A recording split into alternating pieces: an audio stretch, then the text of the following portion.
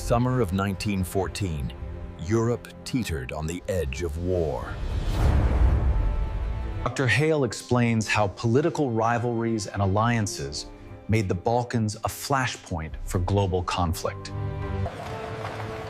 In Sarajevo, tensions boiled on the streets as political conspiracies took shape. An assassination attempt in Sarajevo symbolized how fragile peace had become. The assassination reverberated across Europe, triggering alliances and preparing nations for war. By the end of summer 1914, Europe was on the verge of a war that would engulf the world. To understand how close civilization came to collapse, we must return to October 1912, when The Ottoman Empire, once feared across Europe, was now known as the sick man of the continent. For centuries, Ottoman rule dominated the Balkans, but by the early 20th century, that grip was slipping. In the shadows, Bulgaria, Serbia, Montenegro, and Greece began coordinating an unprecedented joint assault. Beneath calls for independence lay a far more dangerous dream: a unified South Slavic state stretching from sea to sea. The Balkans were no longer a regional conflict, but a powder keg tied directly to the fate of Europe's great powers. The architect of this deadly alignment was Serbia's foreign minister, a man history rarely remembers. Publicly defensive, the Bulgarian-Serbian alliance hid secret clauses that read like a declaration of war. While Europe's great powers were distracted, secret treaties were quietly reshaping the continent's future. Greece and Montenegro soon joined, transforming the Balkans into a single, sharpened weapon. Unlike Europe's empires, these nations had little to lose and everything to gain. When troops crossed the border in 1912, diplomacy ended. War had begun.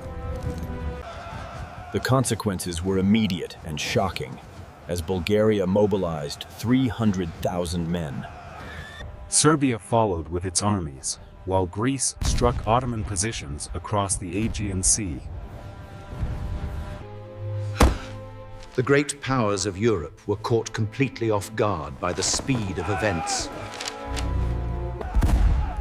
Within weeks, Ottoman defenses collapsed as Balkan armies broke through on every front. Bulgarian, Serbian, Greek, and Montenegrin forces captured key cities across the Balkans. What was meant to be a local war began unraveling the fragile peace of Europe. By November 1912, the unthinkable had become reality, as Bulgarian forces stood within sight of Constantinople. The empire that once terrified Europe now stood on the verge of collapse, its armies broken and prestige shattered. While attention remained on the fighting, crucial strategic discussions were unfolding far from the front lines. In the Austrian fortress city of Przemysl, senior officers gathered for a meeting that could determine Europe's fate. Austria-Hungary's chief of staff pointed to one city on the map: Belgrade. In St. Petersburg, Russian leaders were contemplating a transformation of the Balkans that could alter Europe forever. For years, Austria-Hungary's military leadership feared that delaying action would allow Serbia to grow beyond control. Serbia's victories were not just military. They carried powerful symbolic meaning. Across Bosnia, Herzegovina, and Croatia, people began imagining life beyond Habsburg rule. For an empire already strained by ethnic divisions, Serbia's rise was an existential threat. In emergency meetings, Austria-Hungary's leadership examined scenarios that could weaken the empire's position in the Balkans. Austria-Hungary hesitated, neither ready for war nor fully committed to peace. In St. Petersburg, Russia's leadership carefully weighed its diplomatic responsibilities against broader regional stability. Abandoning Serbia would have undermined Russia's long-held role as protector of Orthodox Slavic peoples. Russia was still recovering from past defeat and internal unrest, leaving its military reforms unfinished. Influential voices within Russia argued that this was a rare opportunity to assert influence in the Balkans. Russian planners explored theoretical scenarios that could reshape the balance of power in Eastern Europe. Russia's hesitation reflected not weakness, but a power trapped between ambition and reality. In Berlin, German leaders watched the unfolding crisis with growing concern. Germany's alliance with Austria-Hungary meant any escalation involving Vienna would inevitably draw Berlin in as well. Germany also held significant strategic and economic interests within the Ottoman Empire. German planners worried deeply about timing, knowing future conflicts would depend on precise coordination. Public calls for restraint existed alongside quiet internal preparations, sending conflicting signals across Europe. As winter approached, Britain proposed an international conference in London, a final effort to preserve peace. When the London Conference opened in December 1912, diplomats believed careful negotiation could still restrain the crisis. Around polished tables, Europe's great powers spoke carefully about peace, borders, and compromise. The movements in the eastern sector are purely defensive maneuvers. We must ensure the borders remain secure during this phase. From the beginning, the conference was strained by goals that could not be easily reconciled. Across Europe, generals quietly updated schedules, calculating readiness and response times. The conference was not stopping war. It was buying time, and that time was being carefully used. The crisis increasingly centered on a small Adriatic port, whose importance far exceeded its size. From Vienna's perspective, access to the Adriatic carried implications for influence across the Balkans. Access to the sea promised trade opportunities and greater regional connectivity. Developments on the Adriatic coast heightened diplomatic tension among the great powers. Any response risked drawing multiple alliances into a widening crisis. By early 1913, Europe faced choices where every outcome carried profound risk. In March 1913, an announcement from Montenegro sent a wave of concern across Europe. The development went beyond military outcomes, directly challenging decisions made by Europe's leading powers. In Vienna, military and political leaders interpreted the announcement as a critical turning point. International agreements had designated the city as part of a new Albanian state. In St. Petersburg, leaders debated how to respond without undermining long-standing commitments. The dispute over Scutari transformed a regional disagreement into a confrontation between empires. The crisis surrounding Scutari marked one of Europe's most dangerous diplomatic moments in generations. The crisis exposed deep contradictions within Europe's alliance system. Despite its size, Montenegro made a decision that challenged Europe's most powerful states. Each major power faced choices that carried severe political and strategic consequences. Across Europe, governments quietly adjusted readiness and coordination measures. By the spring of 1913, Europe stood at a threshold where every decision carried historic weight.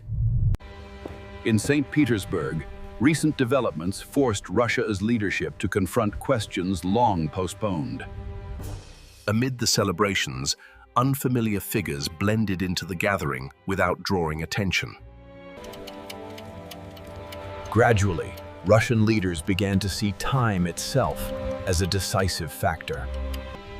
A private message between monarchs signaled that informal diplomacy had replaced public dialogue. By the spring of 1913, formal diplomacy was increasingly replaced by direct pressure and rigid positions. A draft response revealed how close Europe stood to irreversible decisions, yet it was ultimately withheld. General Haig's strategy is failing. We need a new approach immediately. I agree. The cost in men is becoming untenable.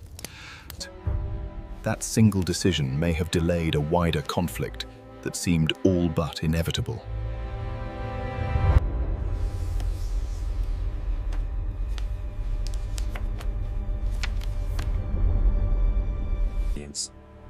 Some believe that reshaping leadership structures could reduce tensions without open confrontation.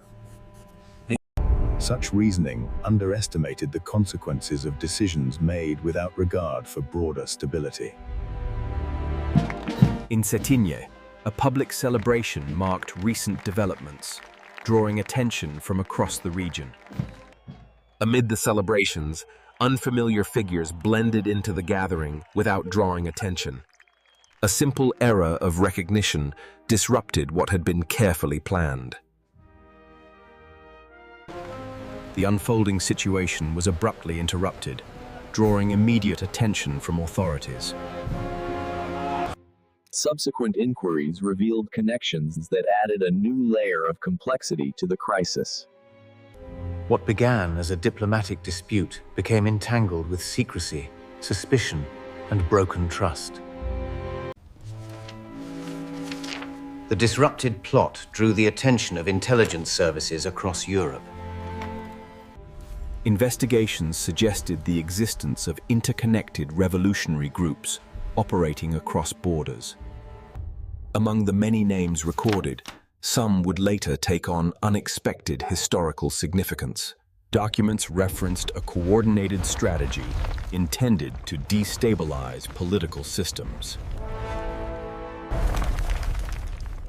Some officials initially questioned whether such plans could truly be realized.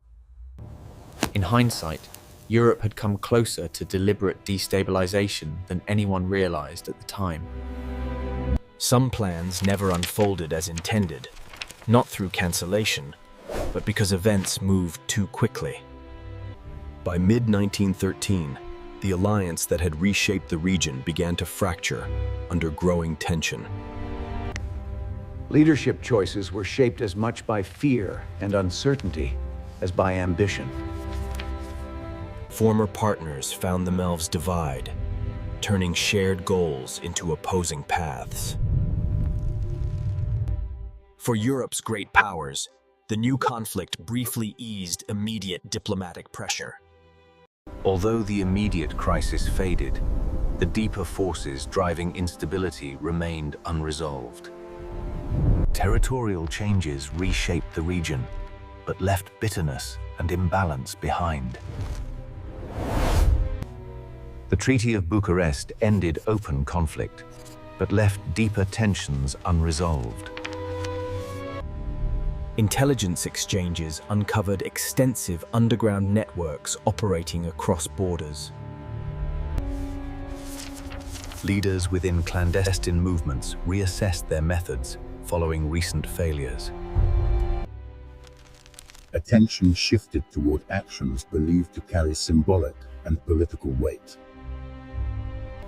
By 1913, some believed that wider conflict could be provoked through carefully chosen moments.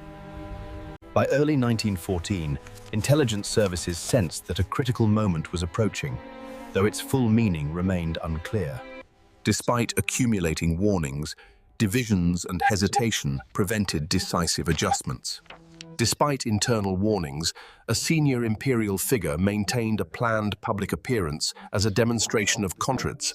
Meanwhile, a small group worked methodically, convinced that outcomes mattered more than survival.